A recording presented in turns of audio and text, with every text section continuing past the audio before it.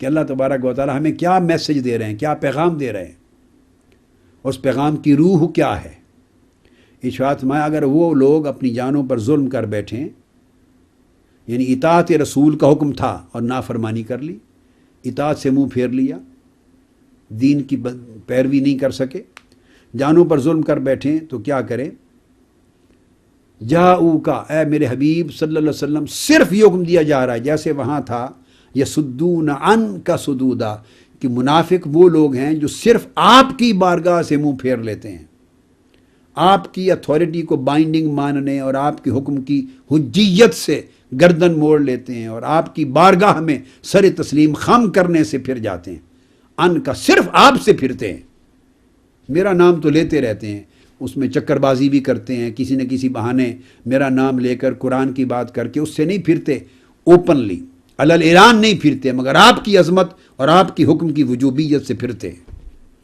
ادھر بھی وہی بات کی، اگر ظلم کر بیٹھے، اب ظلم دیکھیے، جب ظلم ہوتا ہے تو ظلم گناہ ہے، اور گناہ کیا ہوتا ہے؟ اللہ کی نافرمانی، گناہ تو اللہ کی نافرمانی۔ فرمایا اگر وہ میری نافرمانی کر بیٹھیں، گناہ ان سے صادر ہو جائے، یعنی میرے حکم کی خلاف ورزی اور نافرمانی کر بیٹھے، تو حکم تو اللہ کا تھا جس کی نافرمانی کی، تو جس کے حکم کی نافرمانی کی چاہیے تو یہی تھا کہ کہا جاتا کہ پھر آ جائیں پلٹ کر میری طرف توبہ کریں، مسجد میں آئیں، کعبۃ اللہ میں جائیں،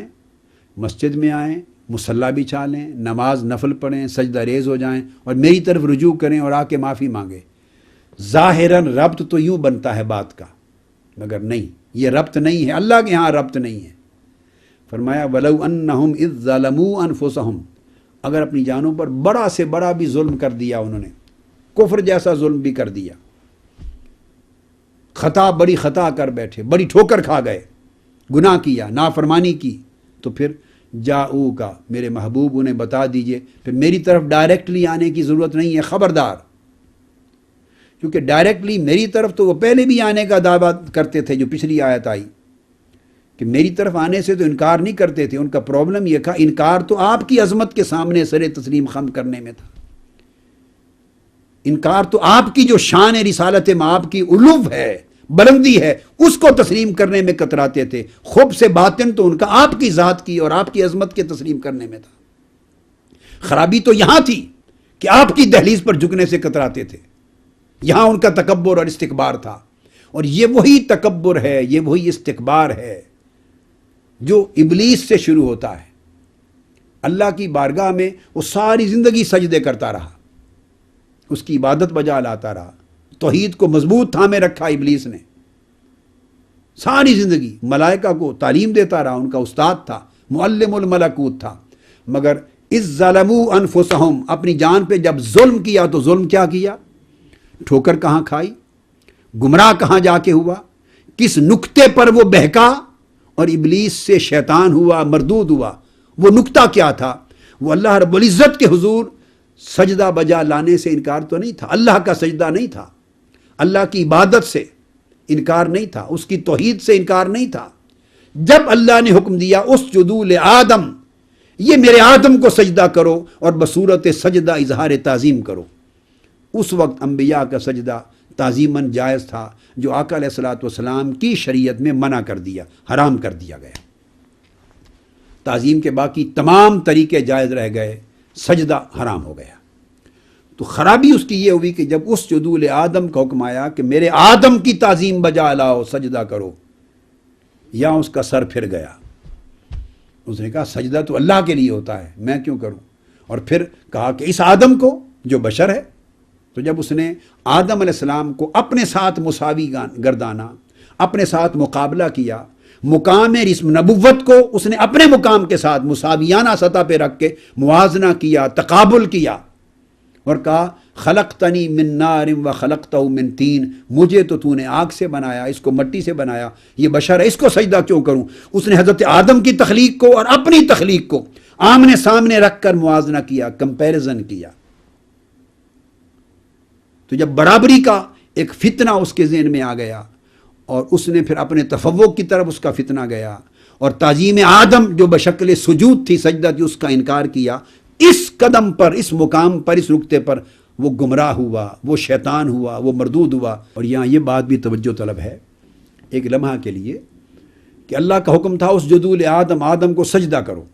یہ تھا حکم الہی۔ اس نے سجدہ نہیں کیا۔ جب سجدہ نہیں کیا تو نافرمان تو ہو گیا۔ یہ بات بڑی توجہ سے سمجھنے والی ہے۔ جب حضرت آدم علیہ السلام کو ابلیس نے سجدہ نہیں کیا، وہ نافرمان تو ہو گیا، اللہ کے حکم کو اس نے رد کیا، نہیں مانا، تو اللہ کا نافرمان تو ہو گیا۔ مگر محض اتنی نافرمانی پر وجہ پوچھے بغیر، عذر پوچھے بغیر، وضاحت پوچھے بغیر اللہ رب العزت نے محض اس کے نافرمانی کے اس فعل پر کہ میرے حکم کی نافرمانی کی ہے، اس کو رد کر کے مردود نہیں بنایا، بارگاہ سے خارج نہیں کیا، سٹریٹ اوے نہیں نکالا اس کو،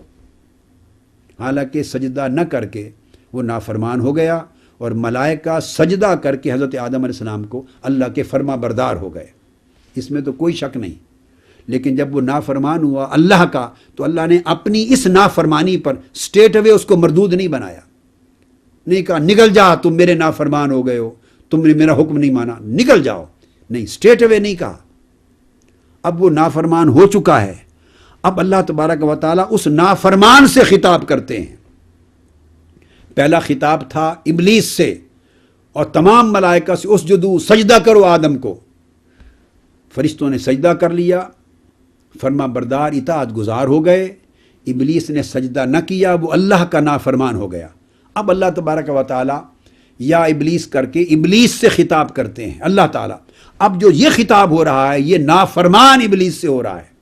نافرمان، اللہ کا نافرمان ہو جانے کے بعد اللہ تعالیٰ اس سے پوچھ رہا ہے ما منعک اللہ تسجد اذ امرتک، اے ابلیس بتا جب میں نے تمہیں حکم دیا کہ آدم کو سجدہ کر اور تو نے سجدہ نہیں کیا، مجھے وضاحت کر کے سجدہ نہ کرنے کا سبب کیا تھا،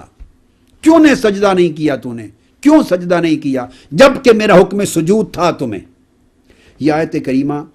بڑی کلیئرلی اس بات کو واضح کر رہی ہے کہ اب یہ جو مخاطبہ اور کلام ہو رہا ہے اور ابلیس سے جو اللہ پاک کا خطاب ہو رہا ہے، یہ اس کے اللہ کے نافرمان ہو جانے کے بعد ہو رہا ہے،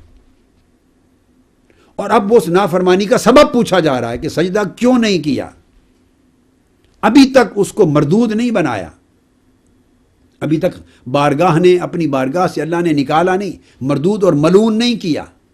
ابھی تک ابلیس لعین شیطان مردود نہیں بنا۔ ابھی اللہ نے پوچھا ہے ما منعک، ابلیس تم نے کس چیز نے تم کو منع کیا جب میں نے حکم دیا تھا کہ سجدہ کر؟ تو اس کو موقع دیا اللہ تبارک و تعالیٰ نے اپنی نافرمانی کا سبب واضح کرے۔ تو اس کے جواب میں شیطان نے اب اپنا مقام اس مقام نبوت کے برابر لا کھڑا کیا۔ اب وہ جواب دے رہا ہے اللہ تبارک و تعالیٰ کے سوال کے جواب میں، کہہ رہا ہے کہ میں اس بشر کو سجدہ کیوں کروں۔ اب یہ دیکھیے، پہلا گناہ جو تاریخ خلق میں، روئے زمین کی تاریخ پر، مخلوق روئے زمین پر مخلوق کی تاریخ بنی آدم میں جو زمین پر پہلا گناہ صادر ہوا، جو پہلا کفر صادر ہوا، وہ عمل جس پر سب سے پہلے اللہ تبارک و تعالیٰ نے کسی کو مردود بنایا، کسی کو ملعون کیا، وہ پہلا عمل جو اس روئے زمین پر صادر ہوا ابتدائے کائنات میں، وہ کیا تھا؟ وہ گستاخی الوہیت نہیں تھا، وہ گستاخی نبوت تھی، وہ گستاخی نبوت تھی، وہ بے ادبی الوہیت نہ تھی، بے ادبی نبوت تھی، اور بے ادبی نبوت کی وجہ سے وہ بے ادبی الوہیت خود بخود بن گئی۔ جب اس نے حضرت آدم کی تعظیم نہیں کی تو یہ اللہ کی نافرمانی ہو گئی، لیکن اللہ تعالیٰ نے محض مجرد نافرمان ہو جانے پر اس کو نکالا نہیں تھا، اس سے پھر پوچھا کہ بتاؤ، اللہ رب العزت چاہتے تھے کہ وہ اپنی زبان سے اگلے کہ اس کے من میں کیا غلاظت ہے۔ کیا اللہ کو علم نہیں تھا؟ کیا اللہ کا یہ سوال یہ جاننے کے لیے تھا کہ اس نے سجدہ کیوں نہیں کیا؟ کوئی حیرت تھی؟ معاذ اللہ، استغفر اللہ، اللہ کو علم ہے۔ کیوں پوچھا؟ پوچھا صرف اس لیے کہ وہ اپنی زبان سے اگلے، اپنے من کی خباثت ظاہر کرے، خب سے باطن نکالے، اس کے اندر جو چھپا ہوا ہے جس کی وجہ سے متکبر ہوا ہے وہ زبان سے نکالے، وہ بولے، فرشتے بھی سنیں اور میرے محبوب کی امت میں بھی قرآن کی شکل میں وہ بھی سنیں، ہر کوئی سنے، پتہ چلے کہ کس بات پر یہ ابلیس مردود بنایا جا رہا ہے، کس بات پر یہ بارگاہ الہی سے رد کیا جا رہا ہے، اس فرق کو